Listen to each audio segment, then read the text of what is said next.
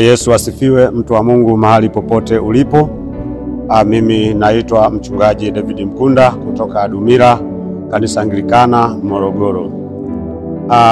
Katika siku ya leo nina ujumbe maalumu ambao ninaoleta kwako, lakini kabla ya kuanza kuleta ujumbe huo ni vema tukaanza na maombi.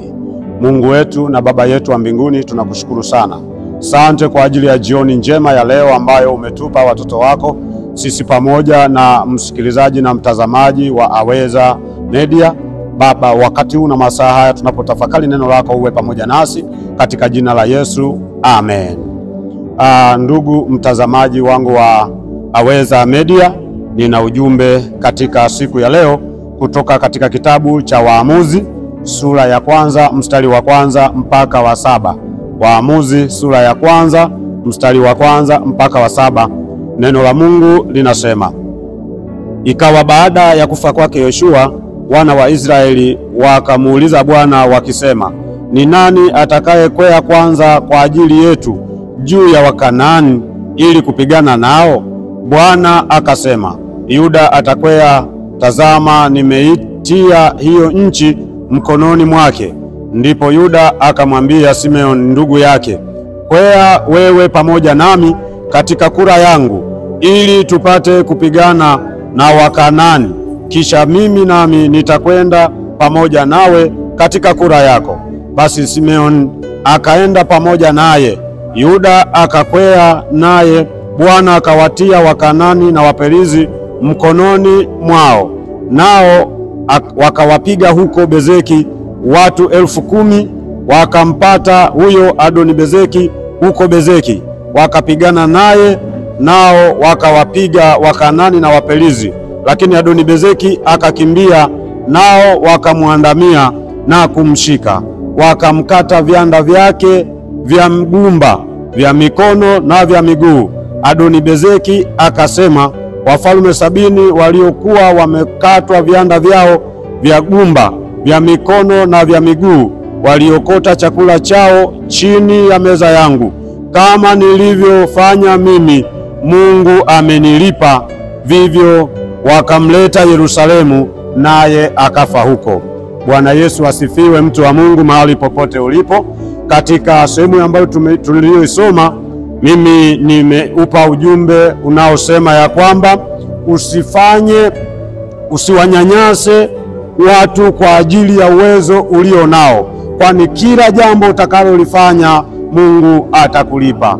Ujumbe wangu wa leo nimeupa kichwa kinachosema usiwanyanyase wengine kwa uwezo ulio nao, kwani kila utakalolifanya Mungu atakulipa.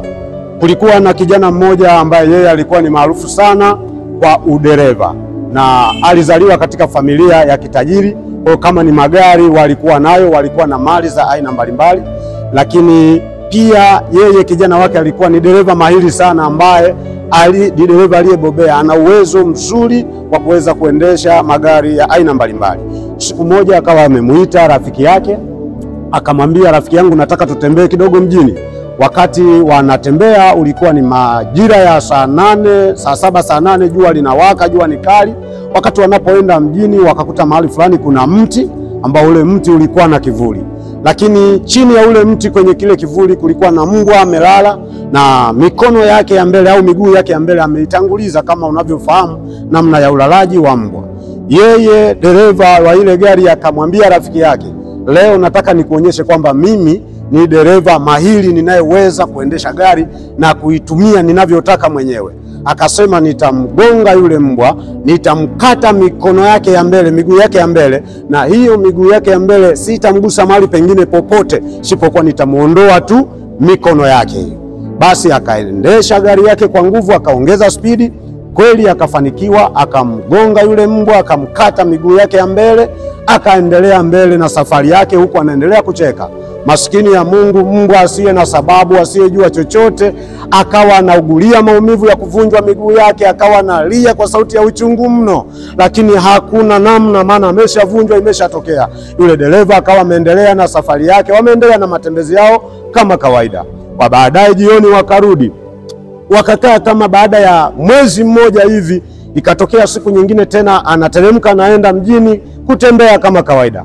Na wakati alipokuwa akienda mjini, alipofika kwenye kile kivuli ambacho aliweza kukitumia kumgonga mbwa, alipomkuta mbwa amekaa, alipofika pale gari yake ghafla ikapata panja, ikabidi asimame pale. Aliposimama pale, akaenda akatafuta jeki, akaipata jeki, akaja akaitega, akapandisha gari yake vizuri, akafungua tairi. Wakati anapofungua tairi, bahati mbaya jeki ikateguka, na ile jeki ilipoteguka gari ikashuka na ikamvunja mikono yake yote miwili. Kama alivyomvunja mbwa, ndivyo na yeye alivyovunjwa mikono yake yote miwili. Na ndio maana mimi nimekuja na ujumbe huu unaosema kwamba usitumie uwezo wako kuwanyanyasa wengine, kwani kila jambo utakalolifanya Mungu atakulipa. Mpendwa mtazamaji wa Aweza Media, kwamba nimesoma neno la Mungu kutoka katika kitabu cha Waamuzi sura ya 1 mstari wa 1 mpaka wa 7, ambapo tumeona mtu mmoja ambaye alikuwa anaitwa Adoni-Bezeki, mfalme wa Bezeki. Jamaa huyu alikuwa ni mfalme na alikuwa ni hodari na shujaa wa vita. Aliweza kuinuliwa na Mungu katika uwezo wa kijeshi, lakini na katika uwezo wa kiuchumi pia. Alipoinuliwa, alitumia uwezo wake kuwanyanyasa wafalme ambao waliokuwa wanamzunguka katika nchi yake. Ikafika mahali akawa amepiga mataifa jirani, akawateka mateka wafalme wenzake zaidi ya 70, akawa anawamiliki nyumbani kwake, wakawa wanaishi chini yake. Lakini wafalme wote wale aliweza kuwakata vidole gumba vya mikononi na miguuni.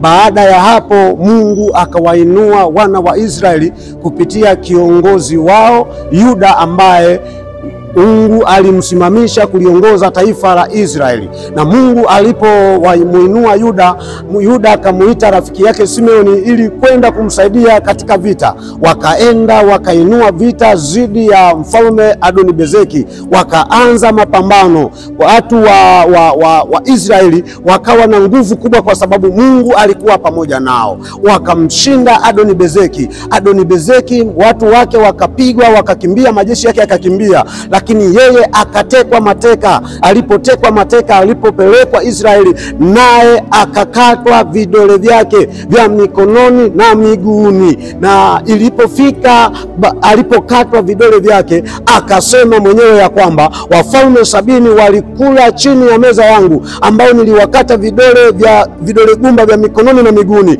kama mimi nilivyowafanyia wafalme 70, Bwana amenilipa. Na ndio maana na mimi nimekuja na ujumbe huu siku ya leo, ya kwamba usitumie uwezo wako ulio nao kuwanyanyasa wengine, kwa maana kila utakavyofanya Mungu atakulipa. Mpendwa mtazamaji wa Aweza Media, niko mahali hapa kukushauri, hivyo ulivyo navyo usivitumie vibaya kuwanyanyasa wengine. Inawezekana Mungu amekupa elimu kubwa, inawezekana Mungu amekupa uchumi mzuri, inawezekana Mungu amekupa vitu mbalimbali uvimiliki. Hivyo vitu siwe sababu ya kuwanyanyasa watu wengine, kwa maana kila jambo utakalolifanya Mungu atakulipa. Ukifanya mema Mungu atakulipa, na ukifanya mabaya Mungu atakulipa. Katika jioni ya leo, ushauri wangu kwako ni vema jitahidi kuvitumia hivyo ambavyo Mungu amekupatia kwa utukufu wa Mungu, wala si vinginevyo, wala si kuwanyanyasa watu wengine, wala si kunyanyasa maskini na wasiojiweza, maana kila utakachokifanya Mungu atakulipa. Na baada ya kuleta ujumbe huu, natamani niombe pamoja na wewe jioni ya leo, ambaye wewe umeonewa, umenyanyaswa na watu wengine kwa sababu ya uwezo walionao. Inawezekana umelia, umeumizwa vya kutosha, lakini jioni ya leo natamani niombe pamoja na wewe. Yuko Mungu anayeweza kukulipia hayo manyanyaso ulionyanyaswa. Naomba weka imani yako kwa Mungu na Mungu atasimama pamoja na wewe. Naomba kamata mkono wako kifuani pako ili niombe pamoja nawe.